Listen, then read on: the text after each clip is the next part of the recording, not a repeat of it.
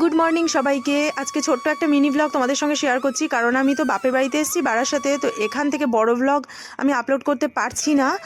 এখানে একটু নেটের সমস্যা করছে, তাই জন্য তো আজকে তোমাদের জন্য এই মিনি ব্লগটা থাকলো। কথা বলতে একটু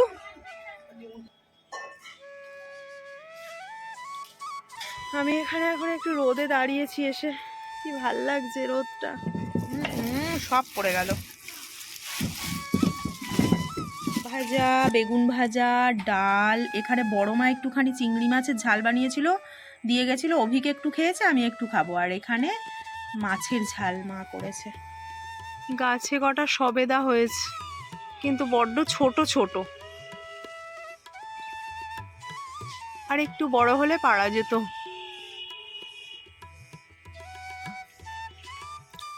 আগে না আমাদের উঠোনে অনেক বড় বড় দুটো সবেদা গাছ ছিল, জানো তো, এই উঠোনটাতে অনেক বড় বড় দুটো।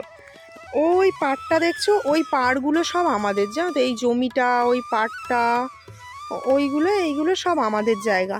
এবার ওই পাড় ধরে ধরে দেখতে পাচ্ছ, সব কিন্তু ওগুলো সবেদা গাছ। হ্যালো, গুড ইভিনিং সবাইকে। আর দেখো একটুখানি ঘুমিয়ে পড়েছিলাম, মানে অনেক বেলায় 5টা নাগাদ এসে একটুখানি শুয়েছিলাম, তারপর চোখটা লেগে গেছিলো। এখন প্রায় 6:30 বেজে গেছে। চলো মা কি করছে দেখি। এখানে মা সন্ধেবেলা এখন বেগুনি ভাজছে, মায়ের হাতের বেগুনি, তারপর আলুর পকোড়া, এগুলো দারুণ হয়।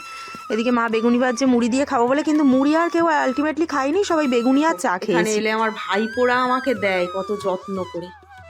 বাড়িতে ছেলে দেয়, কিন্তু ও না ঠিক করে পারে না, কিন্তু ও ছাড়া তো গতি নেই আমার। বাড়িতে ও যেমন পারে আমাকে তেমন নিতে হবে।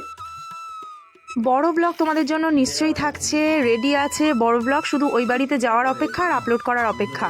তো আজকে মিনি ব্লগটা এই পর্যন্তই। অনেক দিন পর বাবার সঙ্গে একটু সময় কাটালাম, এই যে বাবা আর আমি।